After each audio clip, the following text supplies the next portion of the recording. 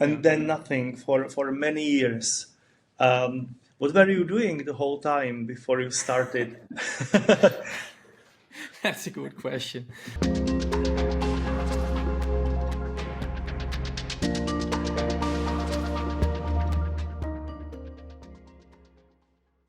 Hi, Michiel. Hey, Jerry. Thanks for coming today. I hope your day's good so far. Yeah, Okay. I guess most people who will be watching this already know you, but still, if somebody doesn't, would you mind to introduce yourself? sure, yeah. I'm Michiel Borkent from the Netherlands. My nickname on the internet is usually Borkdude. Um, People know me from projects like clj-kondo, Babashka, the small Clojure Interpreter, and Yes, probably Squint or projects like that. yes. So And so as you said, people know you as Borgdude online. How this nickname came to be?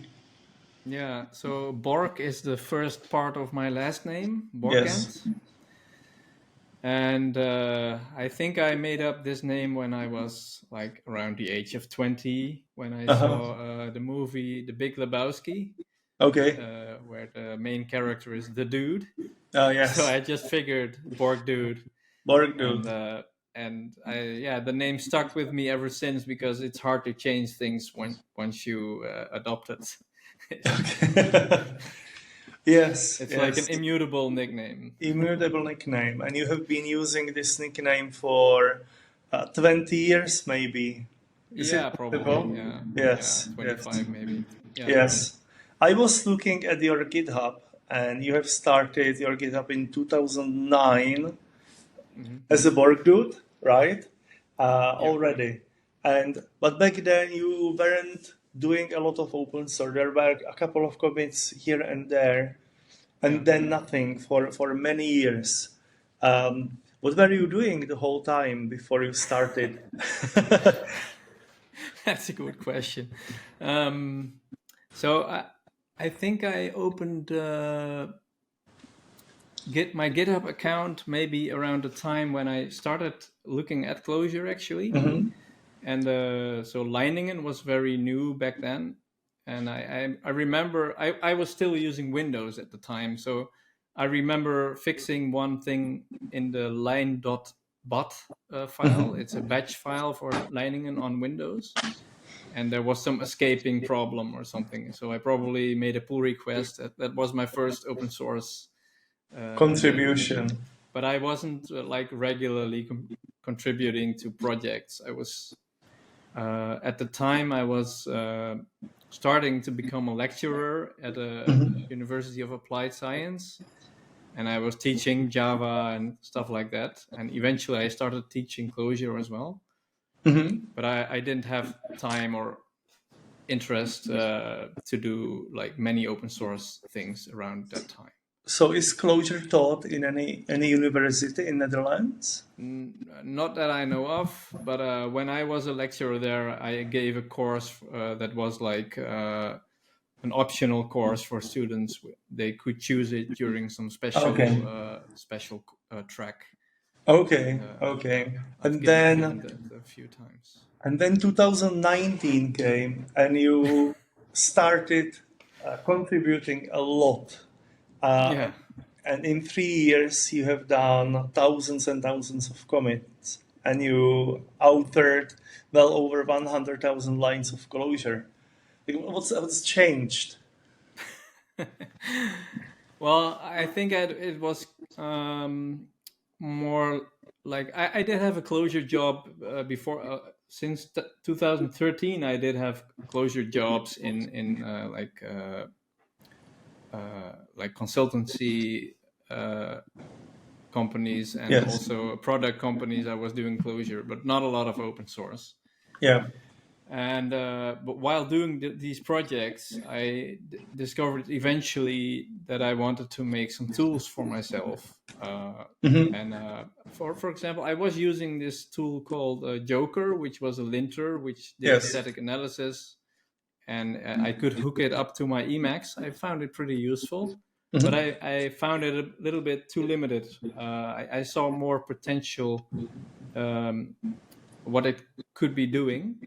Yes. And also, I thought it would be cool if you could write such a thing in Clojure itself.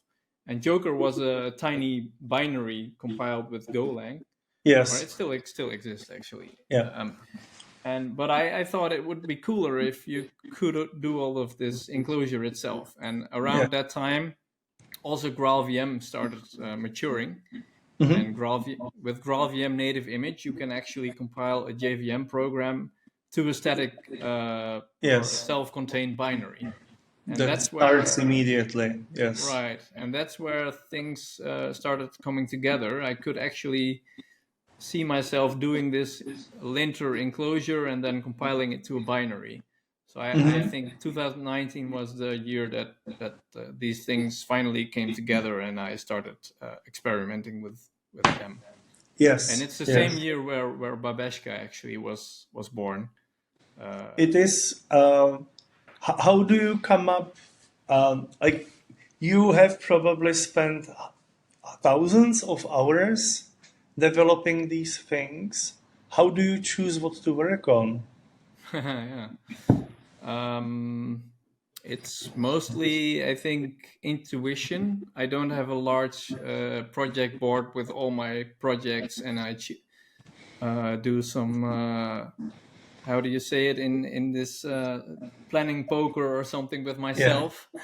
Yes. But I usually just listen to what people are asking online, and sometimes multiple people in the same month or week are asking about the same things. So then I start to develop an intuition, like, oh, maybe it's Yes. a good time to actually start Yes. working on this now. Yes. And And some things yeah. I think with clj-kondo in one of the presentations, you have said something in the sense of, and it was fun, and I kept going and going, adding features, and suddenly I've got like full linter. Is it? Yeah. Is it? Yeah. So, so is it that when you are working in Clojure, you like get completely absorbed, ignore everything else, and it's you're in the zone, as they say. Yes, Yeah. which is yeah, Clojure, I guess. Yeah, Emacs. This flow helps you to get there. In 2021, you had 2 months when you have added 16,000 lines of code in 1 month and did 400 commits, and it must have been very intensive, right? I don't really remember what was going on other than I was working on NBB at the time. Yeah. But I can't remember it as an extraordinary intensive period. So maybe the statistics are just because of some large files, or I don't know. Okay. I don't remember anything special about this. Yes. Yes. So you think that, for example, at this moment you spend about the same amount of time working on your projects as you did a couple of years ago? Well, I've had a couple of years where I was really like you could say addicted to doing open source projects, and I was on it like 7 days a week, like 10 in the morning to 10 in the evening or something. Cool. And but I started to wind down a little bit to relax on the weekend a little bit Yes. more. Yeah, And understandable. because even though it's fun, there is also the risk of having like a burnout from it. And Yes. so I try to keep it a little bit more sustainable right now Yeah. than I was doing like the first 4 or 5 years. Yes. First Or couple yeah, of years. Yeah, I first couple of understand years. that. Yeah. And what are you working on right now, if I can ask you? Yeah. Well, as of currently, I'm trying to upgrade Cherry, which is a Clojure script dialect. So there is Squint and Cherry, and Squint is the it contains a Clojure script compiler, which is very small actually and easy to understand, I would say. And but so the difference between Squint and Cherry is that Squint uses regular JavaScript data structures all around, Yes. and Cherry does have the persistent immutable data structures. Okay. But it reuses a lot of code from Squint, and now I'm trying to upgrade Cherry to use the newest version of the Squint compiler stuff. Yes, we will speak about that later. But Yeah. how? But actually, in what situations should people use Squint, and in what situations should they use Cherry? Yeah. So Squint is primarily designed to produce very small JavaScript output because it doesn't come with the whole Clojure script, persistent data structures, and it's also written in a way that it tools that process ECMAScript 6 modules. Yeah. It actually understands all of the code that Squint produces. So so these tools can optimize the code to be very small. And so if that's important to you, then Squint is probably a good choice. Yeah. It does have a lot of compatibility with Clojure Script, but it tries to like mimic the standard library of Clojure Script using normal JavaScript data structures. Yes. So there is a downside, of course. It tries to do the immutable behavior, but it's not really like the persistent data structure. So if you update Yes. one data structure like a million times, that's going to be very inefficient. Yeah. While in Clojure Script, you have this reuse of the structure. And Yes. it's actually Yes. very efficient. So Which has yeah. different advantages and disadvantages. Yes. Yes. Right. Go, please go ahead. Go ahead. Yeah, and so Squint is suitable for like if you have projects that actually you are primarily using JavaScript libraries, and is doing a lot of JavaScript interop. For example, so I work together with a company called NextJournal, and NextJournal has one project called Clojure Mode for Code Mirror, which is a Clojure plugin for Code Mirror, like a web editor for code, for Clojure code. And they initially wrote this project using normal Clojure script. But then actually JavaScript developers came and they wanted to use this from in their JavaScript projects. Yeah. And that is a little bit inconvenient to do if you first have to compile it with Clojure script and then publish it to NPM with the whole Clojure script standard library packaged along. Yeah. So what I did for NextJournal was compile this Clojure mode plugin using Squint, and I actually had to make a few changes using reader conditionals, but it actually worked out. And now you can use Clojure mode from npm, while you have a dependency on the Squint standard library, but actually the Squint code is far less than all the code mirror code together. So, and it's still very small and it's reusable. So if multiple projects, or if you have multiple projects that use Squint and you depend on them in your JavaScript project, then you only get the Squint standard library once, right? Yes. While if you compile 3 projects with Clojure script and you publish it to npm, you get 3 times the Clojure script standard library. Right? Yes. So so that's one problem that it solves, and Cherry is a little bit similar. It also produces ES6, but it's not very optimizable for these ES6 tools. Like what's it called? What's its bundler tool called again? ES-build. Yeah. Mm-hmm. So you still get so what is done in Cherry is I compile the ClojureScript standard library using Google Clojure, and that's like one blob of JavaScript that you can reuse over multiple projects. But it's not very optimizable by these ES-build tools, so you always get around 300 kilobytes or something. While with Okay. Squint, you usually get builds for like 5 kilobytes or something.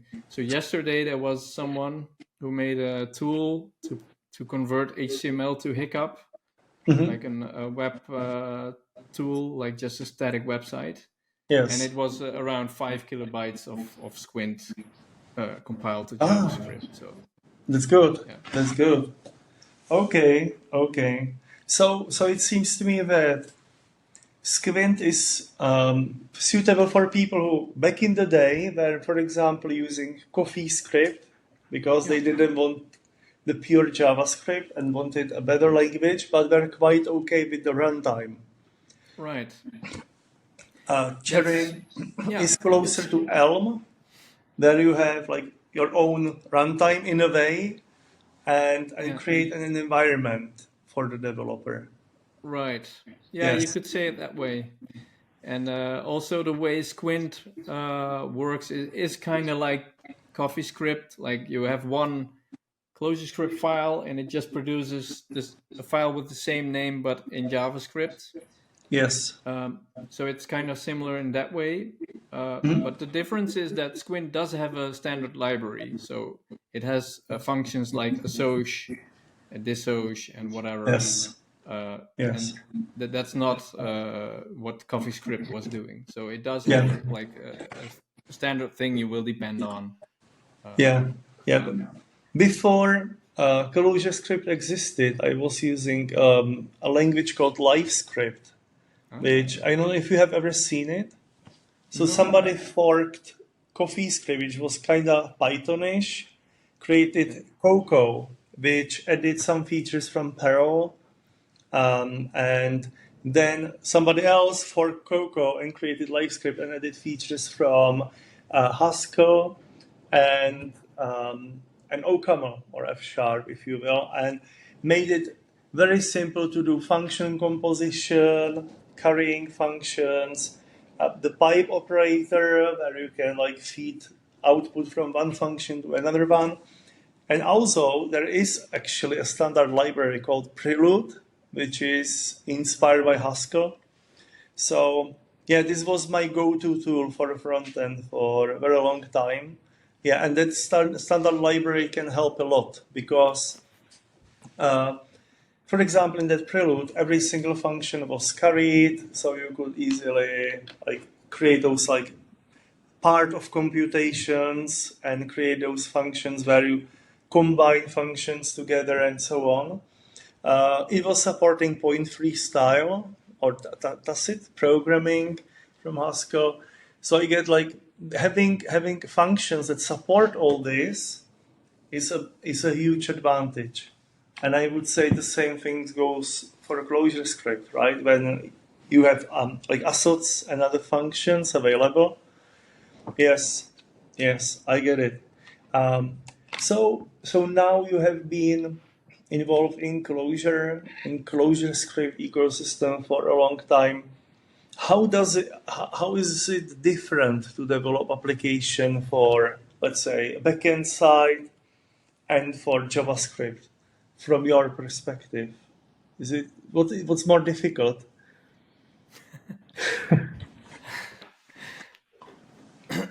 um, I don't know if I would call it more difficult. I had a phase where I was very afraid of JavaScript, so I would always navigate to the back end. Uh-huh. Because I was just afraid of the JavaScript quirks, and it never made sense to me what JavaScript was doing, and I thought it was like behaving differently in different browsers and stuff like Yeah. that. But that was mostly about CSS actually. But so I always try to stay away from the front end initially, and and in the beginning there was for Clojure there was only the JVM, the main dialect, I would say, or how do you say it, the main language, and so around that time I would say that, like, the backend is much more simple to work with, and much more easy to reason about. Yeah. But then around the time that React came, and Reagent especially in ClojureScript, I started having fun actually in the front end space. That's where I lost my fear of JavaScript, Mm-hmm. and I actually, I started having fun in the front end. I'm not a good designer, so like CSS, making stuff pretty is not something I do very well. But I mean, just the logic, Yes. the logic of the front end is, well, yeah. Since Reagent and stuff like that, it's become a lot better and more attractive Yeah. to me as well. Yeah. But still, for some reason, you have started targeting front end. Yeah. But why? Because I could. Yeah. So, Okay. You could. Okay.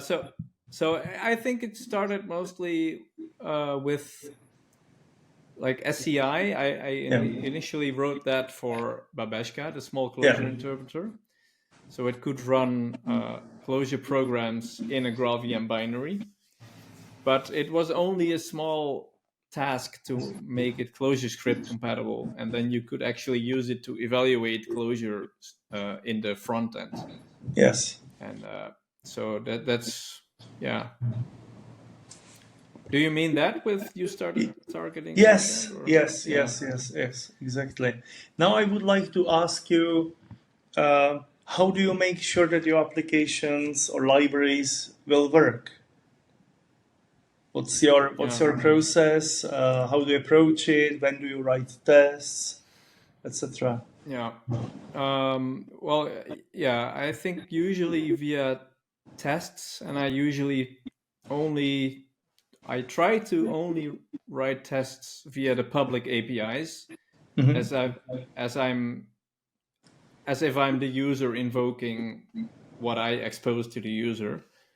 And so in clj-kondo, for example, I try to write tests using lint this file, and then I expect to see these warnings. And I try to avoid testing like internal stuff. So, but when I fix a bug in the internal stuff, I try to come up with a test that actually hits that that would fail otherwise without the fix. Yes. But in terms of the public API, that's how I usually test. Sometimes it's unavoidable to do it that way, and you will still write a test for the internal stuff, but that's the exception, I think. When you write tests, do you write them immediately as you write the code, or do you develop the code in a REPL, and once the namespace is stable, you add tests later? Yeah, it kind of depends how mature the project is. So if it's just like a one-off experimental tool, then I might hold off writing tests. But I usually regret that sooner than later, because if I publish the project and someone wants to write a pull request to add something or fix something, and there are no tests, then I have no way of telling if their fixes actually fixes something. Yes. So then I usually around that time I usually add a test suite and add the CI configuration and stuff like that. Yes. Also, what are your general, let's say, practices around code structure, documentation? I see that you are not writing many commands, but still you do some. But like, what are your practices in the code around this? Yeah, I try to write good doc strings for the public APIs. Mm-hmm. I also have a tool called QuickDoc, which can make like a markdown file for the public API. Mm-hmm. And also in tests, I try to describe what I'm testing, and but not always. Sometimes I hope that's obvious, and then 2 years later I find myself reading it back and it's not Yeah. obvious at all. So, Yeah. but that's, I think, a good place to document the behavior as well. And I don't have like very clear rules on when to write a comments or something like that. Okay. Okay. Um, So you're iterate with REPL, yeah, and if it works, you commit and move on, and you write tests not to regret. Is that right? sorry. And then you write tests not to regret. Like Right. it's a Yeah. trade-off for you. Indeed. Yeah. Okay. But also, if there is a function, no, sorry, if someone reports a bug, I usually write a test that captures that bug, and so it fails without the fix that I would apply later. So Yes. that's usually something I'm very strict about. Like Yes. I don't want to have any regressions. Yeah, you are using classic Clojure test library. Yeah. I think people have moved back to Clojure test. There have been like people were using Mitch in the past and so on. Yeah. Now it seems to me there is nothing, let's say, no new attempts to redefine testing in Clojure. So do you think the standard library for testing in Clojure is strong enough?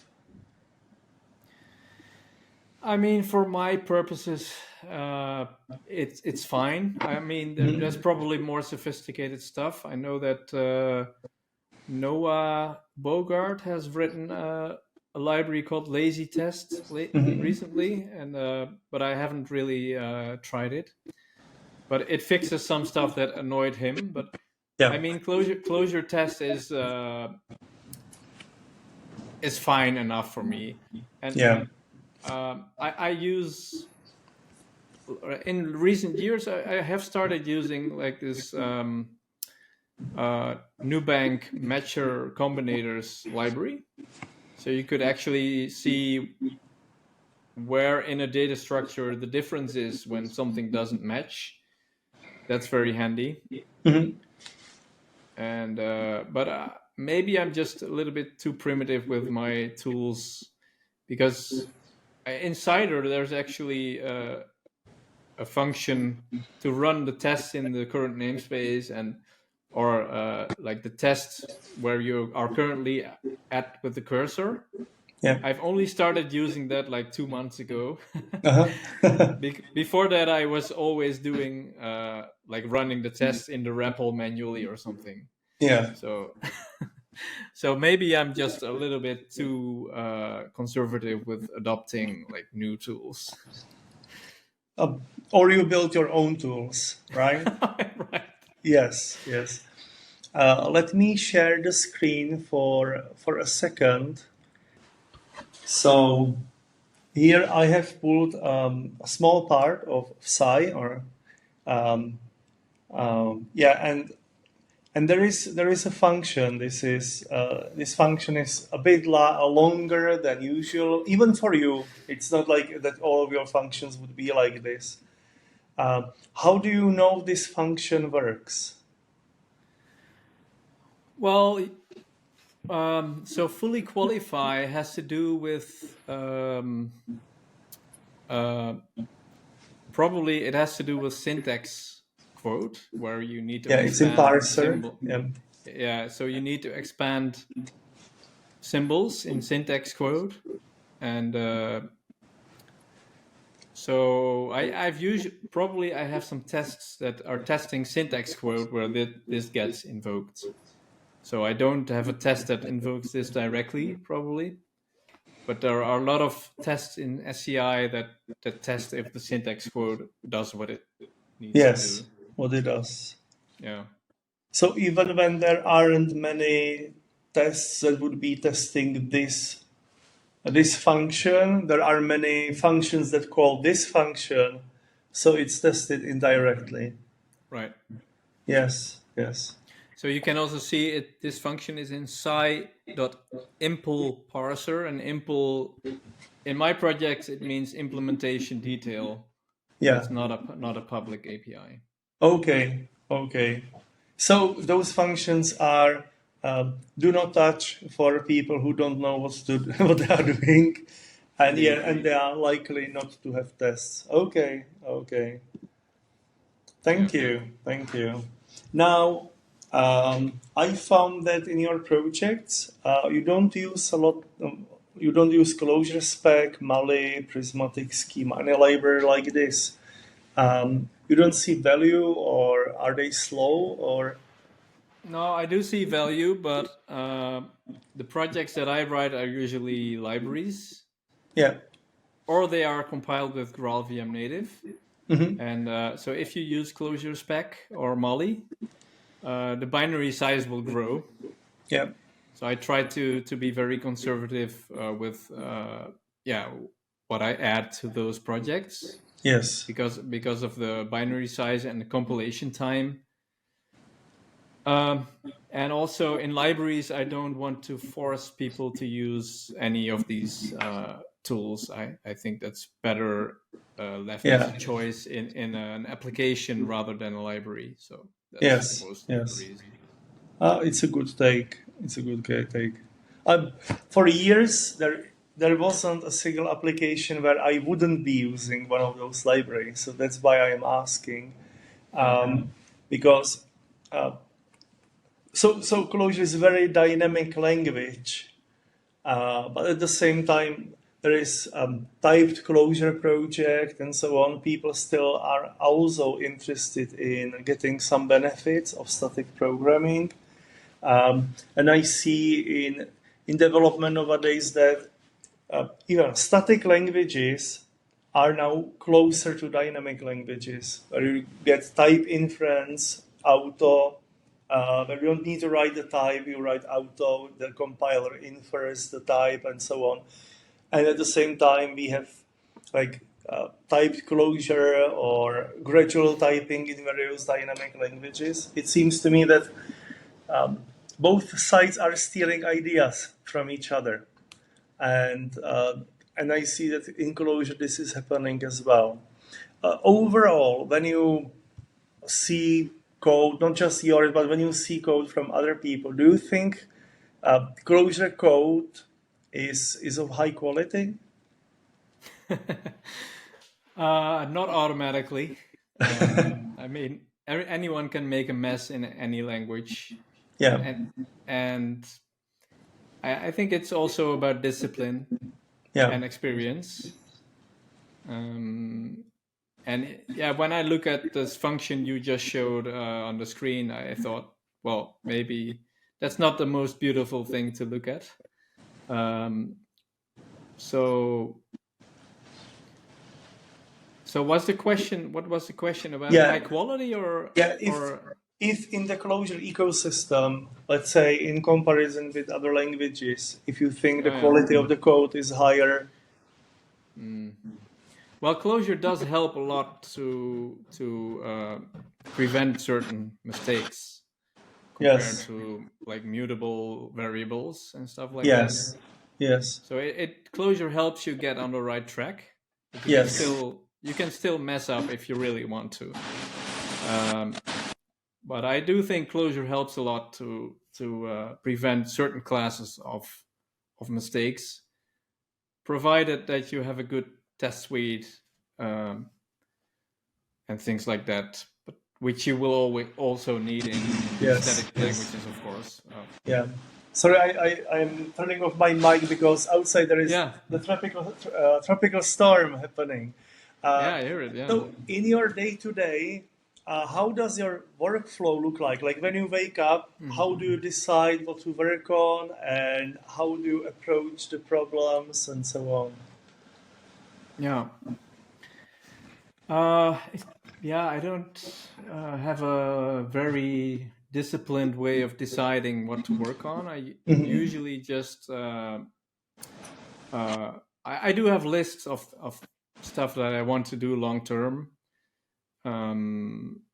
but it also depends on, like, for example, this week I've been upgrading a project which adds SQL support to Babashka via a pod mechanism, which is a separate binary.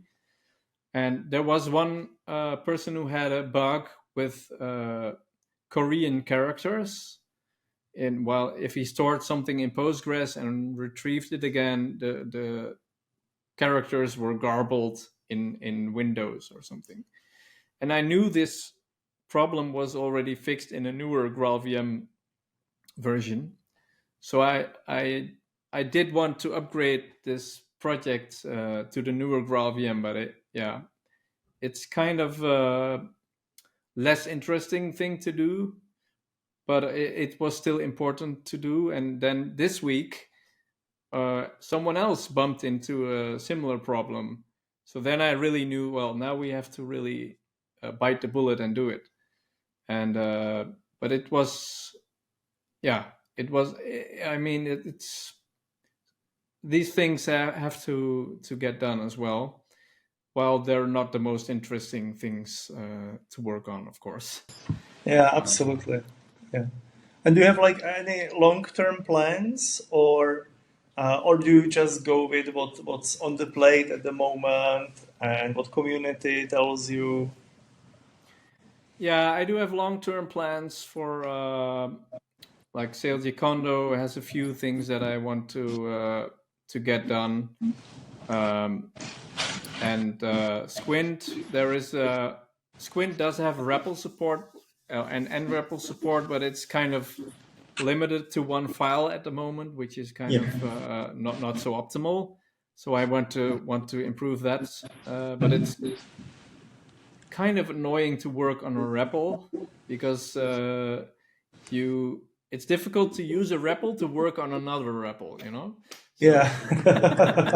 so so working on a REPL is kind of frustrating sometimes, and so it's a difficult problem that I still have to address, and but there is also many other projects that demand like attention and Yes. maintenance and stuff like that. Yes. So Yes. yeah. And you do all this in Emacs, and I Yeah. guess as every Emacs user, is your Emacs heavily customized? Not that much. I do have one file. I use uh, uh, this project called Prelude or Yeah. Prelude. I don't know Really? how people pronounce it, by Batsov, Yeah. and I, I pretty much use his standards. And I do have one file with customizations for like using Clojure LSP together with Cider. So I made like the completion function to first try Clojure LSP, and if it doesn't find anything, then it uses Cider, and the same for navigation stuff. Yes. So that's mostly my customizations, I would say. Okay. Okay. I Then, don't spend a lot of time on this. yeah. Yeah. Some people do, though. In I know. Emacs world, I would say more than in any other. Um, Yeah. so, and you have made a decent amount of different libraries in your life. So have been like starting from scratch many times. How when you come up with an idea to start anything new, Mhm. how the early stage looks like before you start writing the code or when you start writing first lines of code? How do you design? It usually starts with small ideas, like in clj-kondo, for example. The first thing I did was, okay, maybe I can report redundant do's or redundant nested let bindings or something. Yep. And so I just made a proof of concept which only did that thing. and compiled it to a binary to see if I could hook it up to Emacs, and that was like the first prototype. So I usually make a small prototype to see if the idea works, and then start adding features over time. Yes. So there is no huge upfront process where you would be thinking for a couple of days. No hammock-driven development. Well, of course, I mean the idea for clj-kondo I already had for well, more than a year probably, or longer, but I never actually thought it was possible until I saw the combination of the right tools. Yes. Now, you have been one of few people who have built multiple interpreters for a Clojure, and there is like the whole ecosystem of apps libraries that use not each other. They are quite often around C or CSI. So what's the relationship between Babashka, Psi, and BB, and Squint? Yeah. So Babashka is a tool to run Clojure scripts in the command line, and it's done via an interpreter that runs in GraalVM native image. And so that's where SCI comes from, the small Clojure interpreter. So first it was just one thing, and then I decided to pull out the interpreter as a library, so you could actually make your own Babashka-like thingy. Yes. And then JavaScript or ClojureScript support got added to SCI as well, so you could use it in the browser or for Node.js. Yes. And so that's where NBB eventually came from, which is a Node scripting environment which uses SCI but for Node.js. So you can actually use JavaScript libraries in that. So it's a similar idea as Babashka, but for Node.js. Yeah. So that's how these three things relate. And so a lot of stuff came like from doing one thing which led to another thing. Yes. And so also there is in VS Code, there is a plugin called Joyride, Yes. which also uses SCI for so you can make VS Code scriptable. Yeah. So that also uses SCI. Yeah, I was speaking with Pez about it, and it's powerful. He is automating a lot of things in his VS Code actually. And he told me that he was able to develop something like in 10 lines, a timer. He needed a timer. He didn't have a timer at hand, so he developed his in VS Code and in a couple of lines of code. So yeah, what are like ideal types of projects, other projects beside yours for what people can use Psi or CSI? Yeah. So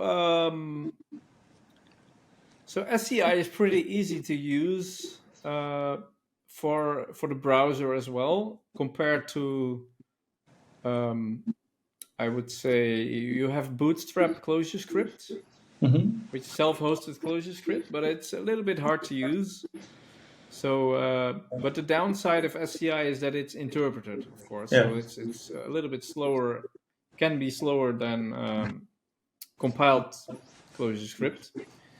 But if you want to make like a playground where you want to showcase your library, and you don't want to spend a lot of time setting up self-hosted ClojureScript, I think SCI is a good way to do that. Yeah. So there is a website called Try Clojure, for example, which uses SCI. There is also a website called For Clojure. Yeah. Which it used to run on a JVM, but now there is a web version of it which also uses SCI. So anywhere you want to have some Clojure evaluation and want to do it in the browser or even on the JVM, because SCI also supports sandboxing. So if you want to have a way to constrain the evaluation to certain functions or things you don't want people to touch the file system or something, then you can also use SCI on the JVM. Yeah. Also, what about situations where people would use Lua often, like integrated scripting capabilities within applications? Yeah, I think Lua is more designed to run within a context of C programs. Yeah. So it's a more low level, probably more performant thing as well. So that Psi is running in the context of wherever your Clojure projects runs, Yes. and Lua has a different context, I think. Yes. Yes. So it's more geared towards game developers and stuff like that. Yeah. Yeah. And BB, is it like the state of the art Node.js Clojure Clojure Clojure slash Clojure? I sometimes I call it Clojure script even when I know that there is a Clojure script like the library. I mean it like Clojure but interpreted on the Node.js. So is NBB the way to go if you wanted to do Clojure development on Node.js nowadays? Well, it's specifically designed for scripting, like small script projects, like you would use Babashka for. Yeah. For that use case, I would say it's perfectly usable. Mm-hmm. But I think I wouldn't like write big production applications with it. Mm-hmm. But just as a replacement for Bash scripts or something, it's probably a good use case. Yes, Babashka, not NBB, right? Well, also NBB. So if you want Also to NBB. use, yeah, so if you want to use some JavaScript libraries for scripting, Yeah. that's basically what NBB is for. Okay. Okay. I thought it will be more like that you want to create Node.js based, for example, web service, and you still want to write in with Clojure syntax. Yeah, I mean you can do that, but um, yeah, it's NBB is more about convenience. So so if you don't want to set up Clojure script and you just want to write a Clojure script file and immediately execute it, Yes. that's where NBB is more convenient. Yes. Yes. Yes. Yeah. Given all this, and given you have written multiple parsers of Clojure, etc., if you were designing your own Lisp language, or if you were designing your own language, what would you do differently in comparison with Clojure? Oh, that's a hard question. So what? Actually, I think Rich Hickey has made it easy for me to create projects based on what Clojure looks like, because that's the hardest part, to design a language.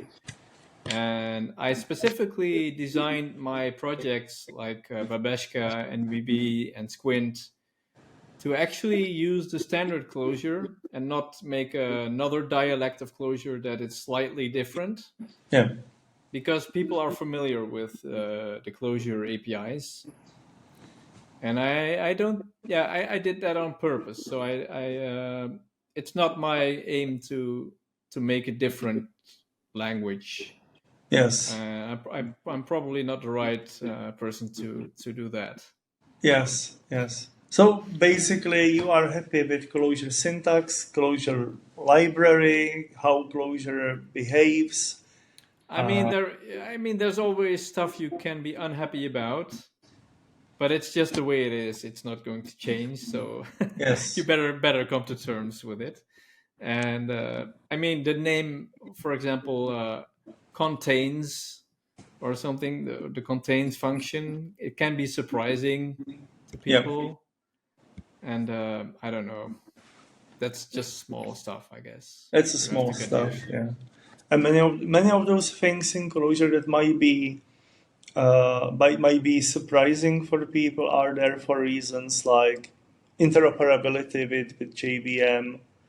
So you get like Java arrays, and you also get immutable data structures. You have transient data structures, but most often you don't need to use them. But yes, for some people, initially it might be, why are there so many ways how to define a data structure? And Yeah, and what's nice about a Lisp is, of course, you have a lot of freedom to do your own things, yeah, and via macros and stuff like that. So if you don't like something, you can probably write a library for it. yes. Do you use macros? I do, yeah. Uh, yeah, For I do. what in what situations do you use them? Um, oh yeah, well, in SCI, I have a couple of namespaces that generate the same kind of code for each arity, for example, Yeah, and arity 0 to 20.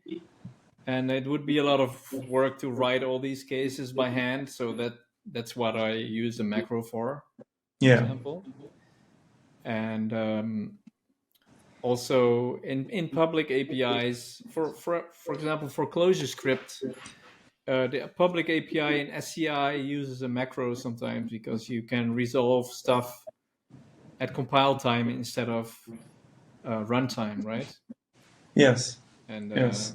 sometimes that's the obvious choice to make. Then you have to use a macro for that. Yeah, yeah. It's very common what I have seen that what would be like some parameter would be wrapped in a function. You don't want to wrap it in a function because it's ugly, so this becomes a macro. So just you don't have to or you. So then developers don't have to evaluate some argument because they will defer the evaluation of one of the arguments for later. And it makes the code significantly more readable.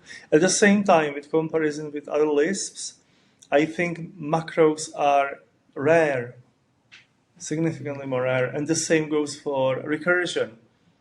It seems to me that Clojure is more about higher order functions and combining them, and and also there is a good set of existing macros that Yeah. probably cover most of the things. Now, how can people support you? Well, people can mostly support me by becoming a sponsor on GitHub. Hmm. Just GitHub sponsors, and that's probably the most useful thing. Yeah. And so, in supporting me financially, so I can keep working on these projects, and also you can just support me by using my projects and giving a shout out now and then Yes. about if you like it or not. All right. All right. I would like to thank you a lot. It was time well spent, and I hope we will call again in the future. Thanks a lot, Jerry. It was a lot of fun.